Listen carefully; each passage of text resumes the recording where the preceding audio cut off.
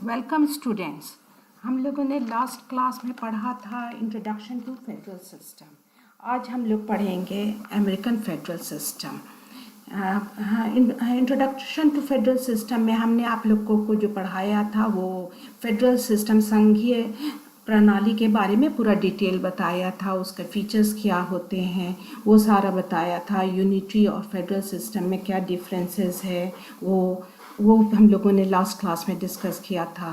और अगर आपने फेडरल सिस्टम नहीं देखा है, वो इंट्रोडक्शन टू फेडरल सिस्टम, तो मैं आपको बोलूँगी पहले वो वाला देख लें जो मेरा लास्ट लेक्चर है, तब ये लेक्चर आप और भी बेटर वे में फॉलो कर पाएंगे। वहाँ पर फिर हमने एग्जामिन किया था फेडरल सिस्टम में, और फेडरल सिस्टम में भी different types of federal system है। कहीं क्वाजी फेडरल है, कहीं फेडरल सिस्टम है, कहीं कॉन्फेडरल सिस्टम है। ये सब हम लोगों ने लास्ट क्लास में एग्जामिन किया था। अब हम लोग आज कंटिन्यू कर रहे हैं अमेरिकन फेडरल सिस्टम। यहाँ पर हम लोग सारा अमेरिकन फेडरल सिस्टम को में देखेंगे किस तरह से वो फंक्शन कर रहा है, किस तरह वहाँ फेडरल सिस्टम आया, वो सब कुछ डिटेल में यहाँ देखेंगे। Okay, now will be examining the historical background, कि उसकी ऐतिहासिक पृष्ठभूमि को एग्जामिन करेंगे। वो जो हमने अभी आपको बताया था कि किस तरह से वहाँ फेडरल सिस्टम अमेरिका में आया, वो हम लोग देखेंगे। तो अमेरिका, आप लोग जानते होंगे कि अमेरिका का वॉर ऑफ इंडिपेंडेंस हुआ and finally America became independent. और इंडिपेंडेंस के बाद उन्होंने किया, डिक्लेरेशन ऑफ इंडिपेंडेंस आया 1776 में। 1776 में जब उन लोगों ने अपना इंडिपेंडेंस की independent United States of America बना, तो उसमें उन लोगों, it was based on natural rights and social contract. These all became the foundation of the American constitutional government. कि उनका जो कॉन्स्टिट्यूशनल गवर्नमेंट है, संवैधानिक सरकार है, वो किस पर बेस्ड रहेगा, उसका नींव किस पर रखा जाएगा। तो वो नींव था नेचुरल राइट्स, यानी कि प्राकृतिक अधिकारों पर और सोशल कॉन्ट्रैक्ट पर, ये सब पर बेस करके उन लोगों ने अपना डिक्लेरेशन ऑफ इंडिपेंडेंस दिया इन द ईयर 1776 में। नेक्स्ट, इन लोगों ने फिर संविधान बनाया। तो the first that came to be known, the constitution that came to be known was articles of confederation 1781 में। It was a loose confederation, a loose type of federation, और इसका नाम था आर्टिकल्स ऑफ कॉन्फेडरेशन, और इसी के अंतर्गत वो गवर्नड हुए फ्रॉम 1781। तो यहाँ पर हमने आपको लास्ट लेक्चर में भी बताया कॉन्फेडरल सिस्टम, उसी तरह यहाँ पर भी जो कॉन्फेडरल सिस्टम है उसमें इट्स लाइक कि the states have they retain they independence and sovereignty. जो डिफरेंट राज्य हैं, यहाँ पर आर्टिकल्स ऑफ कॉन्फेडरेशन में कितने राज्य मिलकर बने थे उस टाइम, तो it was not 50 states like present. आज के दिन जैसे 50 स्टेट्स हैं यूनाइटेड स्टेट्स ऑफ अमेरिका में, तो उस समय 50 स्टेट्स नहीं थे, they were only 13 states, and these 13 states came together to form United States of America. तो ये जो 13 राज्य साथ आए थे, तो they were reluctant to give away their sovereignty, their independence and form United States of America. तो ये जो 13 स्टेट्स थे, ये जब साथ आए to form United States of America, कि अमेरिका बनाने के लिए, तो दे रिटेन्ड, वो अपना इंडिपेंडेंस, अपनी स्वतंत्रता और अपनी संप्रभुता को बनाए रखे, वो उनके साथ रहा, वो उसको वो छोड़े नहीं। तो इस वे में ये आए थे। इट वाज ए कॉन्फेडरल स्टेट, जहाँ पर हर जो इकाई थे, जो साथ मिले थे ये फेडरेशन बनाने के लिए, उनका अपना इंडिपेंडेंस और अपना सॉवरेंटी रिटेन्ड रहा। And they continued, United States of America continued to be governed under Articles of Confederation from 1781 to 1789 तक। ये आर्टिकल्स ऑफ कॉन्फेडरेशन जो इनका उस समय का संविधान था, वो 1781 से शुरू हुआ और 1789 तक ये कैसे गवर्नड हुए, under the articles of confederation, कि यहाँ पर ये कॉन्फेडरल स्टेट होंगे, उस तरह से ये गवर्नड हुए। नेक्स्ट आता है इनका constitution of United States of America, that was in year 1789। हम आपको बताएं अभी कि 1781 से 1789 तक वो आर्टिकल्स ऑफ कन्फेडरेशन के अंतर्गत थे। फिर इन लोगों ने अपना संविधान बनाया और वो कॉन्स्टिट्यूशन इनका फ्रेम्ड हुआ। It was drafted in 1781 at Philadelphia convention.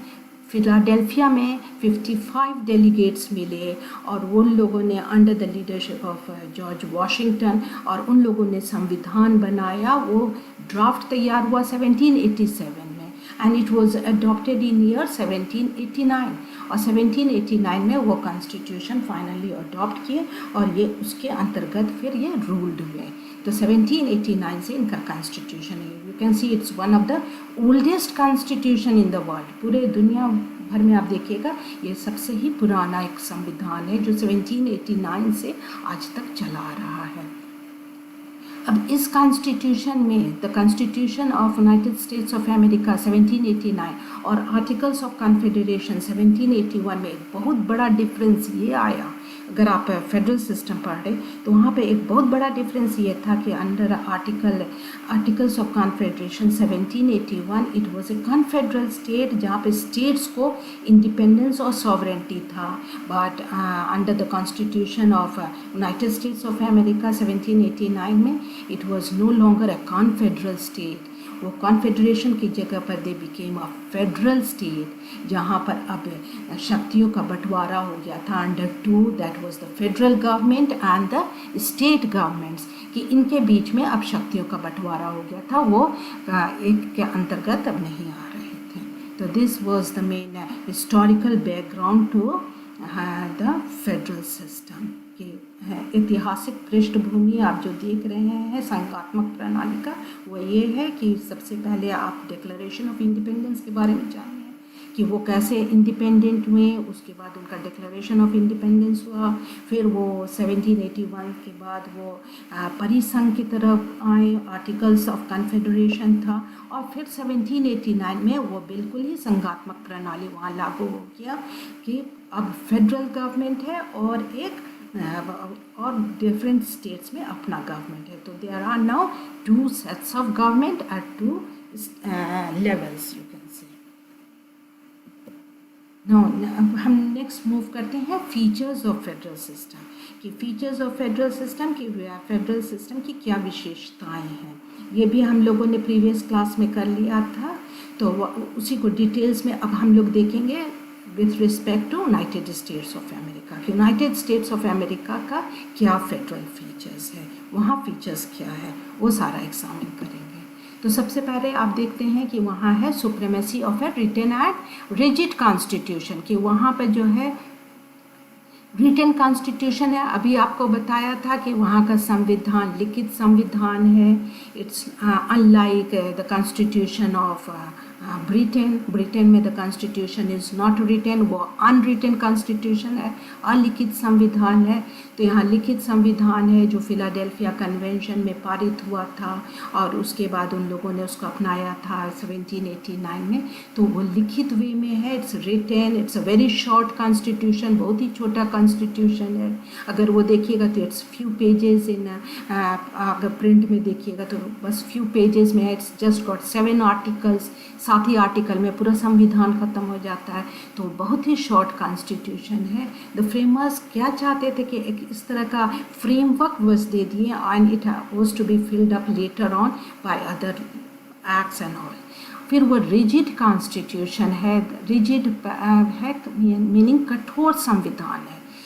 Rigid constitution meaning it's very difficult to amend the constitution, उसमें संशोधन लाने की प्रक्रिया बहुत ही कठोर है, वो आसानी से उसमें अमेंडमेंट नहीं ला सकते हैं।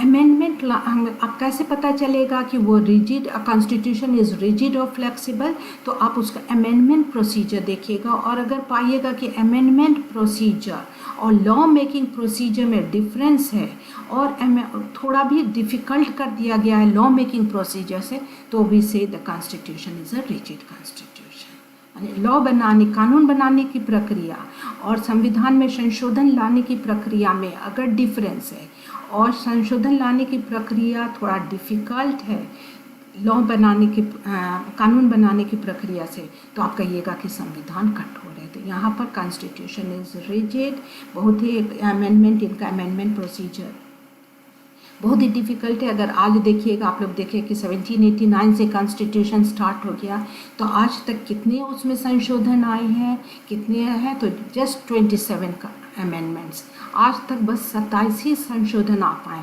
तो इतना रिजिड इनका संविधान है कि 200 साल से भी ज़्यादा हो गया, बस 27 ही संशोधन आए। और उसमें भी पहला 10 संशोधन जो आया है, अमेंडमेंट आया है, those are the bill of rights. तो इस तरह से अगर कुछ सच में चेंज आ रहा है कॉन्स्टिट्यूशन में, तो इट्स द नेक्स्ट 17 अमेंडमेंट्स। तो इस तरह से इनका कॉन्स्टिट्यूशन बहुत ही डिफ़िकल्ट है, अमेंडमेंट लाना बहुत ही डिफ़िकल्ट है। Then there is supremacy of the constitution. ये सुप्रेमेसी मीनिंग जो लिखित और कठोर संविधान है उसकी सर्वोच्चता है। Supremacy of written and rigid constitution meaning, अब अगेन ये कंपैरेटिव टर्म है कि सुप्रीमेसी है, तो किससे सुप्रीमेसी है, तो supreme it's superior to any other ordinary laws, कि जो संविधान है वो सुपीरियर है to any other ordinary laws, कि लॉज से ऊपर है। अगर कोई भी ऑर्डनरी लॉज बनाया जा रहा है and those ordinary laws conflict with any provision of the constitution, then such ordinary laws will be declared null and void, कि वो लागू नहीं होगा। तो जो सामान्य साधारण जो कानून है, विधि है, उससे संविधान जो है ऊपर है, वो सुपीरियर है, उसको सर्वोच्चता है to any other ordinary laws. तो जैसे ये फेडरल सिस्टम का ये बहुत ही इंपॉर्टेंट फीचर्स है कि there should be supremacy of a written and rigid constitution और सुप्रीमेसी ऑफ द कॉन्स्टिट्यूशन, और हम ये पाते हैं कि ये यूनाइटेड स्टेट्स ऑफ अमेरिका में है। नेक्स्ट है डिवीजन ऑफ पावर। ये भी इम्पॉर्टेंट फीचर है, क्योंकि फेडरल सिस्टम पहले ही आप लोगों ने देखा कि फेडरल सिस्टम कब होगा, when there will be a division of power between the centre and state, कि शक्ति का बंटवारा केंद्र और इकाइयों के बीच में होगा। कि एक जगह अगर सारी शक्तियाँ एक जगह केंद्र के पास केंद्रित है तो वो फिर यूनिटरी सिस्टम हो जाएगा। तो डिवीजन ऑफ पावर होना ही मीनिंग कि फेडरल सिस्टम है, तभी संघात्मक है। तो यहाँ पर भी यूनाइटेड स्टेट्स ऑफ अमेरिका में there is division of power between the federal government and the different state governments, की शक्ति का बंटवारा है। और both are functioning in their own sphere, neither encroaching over the powers of each other. अपने अपने field में दोनों काम कर रहे हैं, केंद्र सरकार अपनी जगह और राज्य सरकार अपनी जगह, और दोनों एक दूसरे के कार्य में हस्तक्षेप नहीं कर रहे हैं, कि दोनों अपनी जगह हैं, इंडिपेंडेंटली दोनों अपना अपना काम कर रहे हैं। तो उस तरह का model, that is called model federal system. और ये मॉडल फेडरल सिस्टम अगर हम कहीं भी पूरे दुनिया में पाते हैं तो ये यूनाइटेड स्टेट्स ऑफ अमेरिका में है, कि वहाँ पर दोनों इंडिपेंडेंट हैं, दोनों अपने अपनी जगह में काम कर रहे हैं। फेडरल गवर्नमेंट अपनी जगह पर और जितने स्टेट गवर्नमेंट्स हैं वो अपनी जगह पर काम कर रहे हैं। और ये डिवीजन ऑफ पावर अभी कंप्लीट नहीं हुआ है, इसको मैं फिर नेक्स्ट लेक्चर में I will be concentrating only on division of power. तो अभी ये पूरा कंप्लीट नहीं हुआ है, इसको हम लोग फिर उठाएंगे नेक्स्ट क्लास में। सो अभी आज जो हमने कराया वो पूरा कंप्लीट नहीं है, क्योंकि मेन डिवीजन ऑफ पावर है और इसको हम लोगों को लेंथ में एग्जामिन करना है, पूरा डिटेल में एग्जामिन किया जाएगा नेक्स्ट लेक्चर में। फिर नेक्स्ट है इंडिपेंडेंट एंड इम्पार्शियल जुडिशरी। ये भी बहुत इंपॉर्टेंट फीचर है कि जुडिशरी जो है वो न्यायपालिका, स्वतंत्र और निष्पक्ष न्यायपालिका होना चाहिए। अब क्यों न्यायपालिका फेडरल सिस्टम में स्वतंत्र होना चाहिए और इसका क्यों इतना इम्पोर्टेंस है, तो आप लोगों ने दो पहला जो फीचर्स देखा था, supremacy of the constitution and division of power, ये दोनों कैसे लागू होता है, ये थर्ड फीचर से। ये जो थर्ड फीचर है वो फर्स्ट और सेकंड दोनों उससे लागू हो रहा है, क्योंकि पहला देखिए जो सुप्रीमेसी ऑफ द कॉन्स्टिट्यूशन है कि कॉन्स्टिट्यूशन सुपीरियर है to any other ordinary laws, कि कोई साधारण विधि साधारण कानून से ऊपर है यूनाइटेड स्टेट्स ऑफ अमेरिका का संविधान। अब वो कौन देखेगा कि संविधान की सर्वोच्चता बनी रहे, उसकी सुप्रीमेसी बनी रहे। वो अगर कोई कानून बना और वो कानून कन्फ्लिक्ट कर रहा है with any provisions of the constitution, तो वो कहाँ पर एग्जामिन किया जाएगा? वो एग्जामिन किया जाएगा न्यायपालिका में, जुडिशरी में। So judiciary becomes important in maintaining the supremacy of the constitution। और जुडिशरी का ये एक काम है कि it acts as the guardian of the constitution, it acts as the interpreter of the constitution। कि संविधान की व्याख्या करने का पार्ट किसको दिया गया है? वो जुडिशरी के पास है, वो न्यायपालिका के पास है। जो न्यायपालिका कैसा होना चाहिए? स्वतंत्र और निष्पक्ष न्यायपालिका। तो और वही मेंटेन करेगा कि कॉन्स्टिट्यूशन की सुप्रीमेसी मेंटेन्ड रहे। तो कभी भी अगर कोई कानून जो कन्फ्लिक्ट करता है कोई भी provision of the constitution, it will be declared null and void by whom? By the judiciary. तो जुडिशरी यहाँ पर मेंटेन कर रहा है supremacy of the constitution. Then आप दूसरा जो पॉइंट आपने देखा, डिवीजन ऑफ पावर, कि डिवीजन ऑफ पावर्स है और पावर शक्ति का बंटवारा किसके बीच में है? केंद्र और इकाइयों के बीच में शक्ति का बंटवारा है। अब ये शक्ति का बंटवारा केंद्र और इकाइयों के बीच में है, मगर कभी कभी ऐसा हो सकता है कि वो दोनों में आपस में कन्फ्लिक्ट आ जाए। तो वो कन्फ्लिक्ट केंद्र मीनिंग फेडरल गवर्नमेंट और स्टेट के गवर्नमेंट के बीच में कभी भी कन्फ्लिक्ट में arise regarding division of power. तो ये अगर कन्फ्लिक्ट आ जाएगा तो वो कन्फ्लिक्ट कहाँ रिजॉल्व होगा? तो वो रिजॉल्व होगा in the judiciary, independent judiciary में। तो judiciary again becomes very important. और यहाँ पे जुडिशरी को ये पार है कि सेंटर और स्टेट्स या स्टेट्स के बीच में आपस में भी कोई भी ऐसा डिस्प्यूट हो रहा है तो वो सारा रिजॉल्व होने के लिए वो कहाँ जाते हैं? वो जुडिशरी के पास जाते हैं, न्यायपालिका के पास। फिर है बाइकैमरल लेजिस्लेचर। ये भी इम्पोर्टेंट फीचर है कि जहाँ भी फेडरल सिस्टम है तो वो फेडरल सिस्टम के लिए दो सदन होना चाहिए। लेजिस्लेचर में जो विधान सभा है उसमें दो हाउस होना चाहिए, बाइकैमरल लेजिस्लेचर, द्विसदन होना चाहिए। तो ये हम जैसे इंडिया में भी आप पाते हैं कि हमारा जैसे पार्लियामेंट है, पार्लियामेंट में हमारे दो हाउसेस हैं, राज्यसभा और लोकसभा। तो उसी तरह यूनाइटेड स्टेट्स ऑफ अमेरिका में भी वहाँ पर जो हम लोग पार्लियामेंट कहते हैं लेजिस्लेचर, पार्लियामेंट के नाम से, तो वहाँ पर वो कांग्रेस कहलाता है। और कांग्रेस में फिर दो सदन है, दो हाउस है, and those two houses being house of representative and senate. तो कांग्रेस है, कांग्रेस में दो जो सदन है, एक प्रतिनिधि सभा है हाउस ऑफ रिप्रेजेंटेटिव और दूसरा सीनेट है। तो ये दोनों मिलकर के आप क्या कहते हैं यूनाइटेड स्टेट्स ऑफ अमेरिका में? उस लेजिस्लेचर को आप कांग्रेस कहते हैं। तो कांग्रेस के दो सदन है, that is House of Representative and Senate. अब House of Representative that represents the people, नाम से ही पकड़ लीजिए, House of Representatives people represent कर रहा, प्रतिनिधि सभा है। और जो सीनेट है दैट रिप्रेजेंट्स द स्टेट, वो स्टेट्स को रिप्रेजेंट कर रहा है। तो इस तरह से जहाँ भी फेडरल सिस्टम है वहाँ दो हाउस होना चाहिए। ये भी इम्पोर्टेंट फीचर है। और यूनाइटेड स्टेट्स ऑफ अमेरिका में भी आप दो हाउस पाते हैं कि दो सदन है, और एक सदन सीनेट जो अपर हाउस है वो रिप्रेजेंट करता है स्टेट्स को। नाउ अभी आपको बताए थे कि दो हाउस है ना, there is equal representation of the units in the upper house. जो अपर हाउस है, अपर हाउस कौन सा है अभी बताए हैं कि वो सीनेट है। तो सीनेट में जो में इक्वल रिप्रेजेंट, हर यूनिट मीनिंग इकाइयाँ, दैट इज द स्टेट्स, जो स्टेट्स है उनका इक्वल रिप्रेजेंटेशन है, समान प्रतिनिधित्व है अपर हाउस में वो सीनेट में, कि they are equally represented in the upper house in the senate.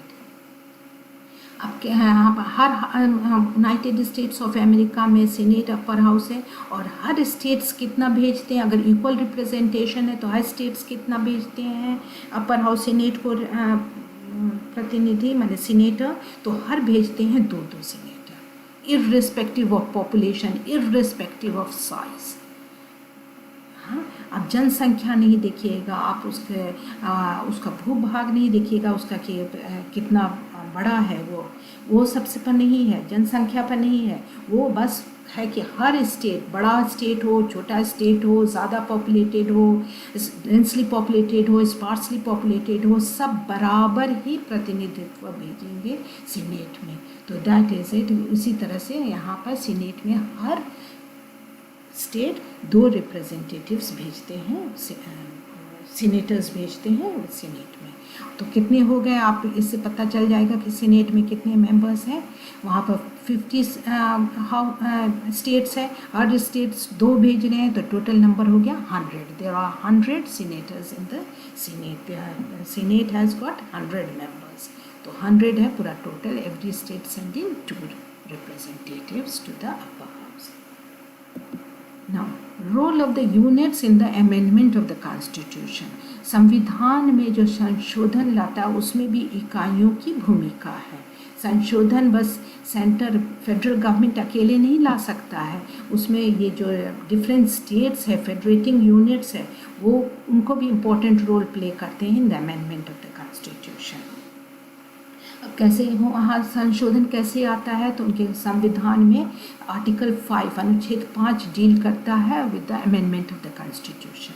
तो आर्टिकल 5 में मेंशन्ड है कि federal government, meaning the Congress and the states, दोनों मिल करके ही संशोधन ला सकते हैं। द कांग्रेस का काम है कि प्रपोजल लाना, वो प्रपोज करते हैं अमेंडमेंट, और वो प्रपोजल कैसे होगा, कैसे लागू होगा, बाय 2/3 ऑफ द मेजॉरिटी से। 2/3 majority of both the houses of the Congress जब वो प्रपोज करेंगे तभी अमेंडमेंट्स का प्रोसीजर स्टार्ट होगा। और फिर वो फाइनली, अभी अमेंडमेंट नहीं होगा, अमेंडमेंट में अभी इंपॉर्टेंट रोल कौन प्ले करते हैं, the units, the federating units, उनका भी इम्पोर्टेंट रोल हो जाता है, उनकी भी बहुत ही अत्यंत आवश्यक भूमिका है। और वो भूमिका है कि उनको 3/4 of the states when they ratify then only the amendment होता है, संविधान amended when 3/4 of the several states ratify that.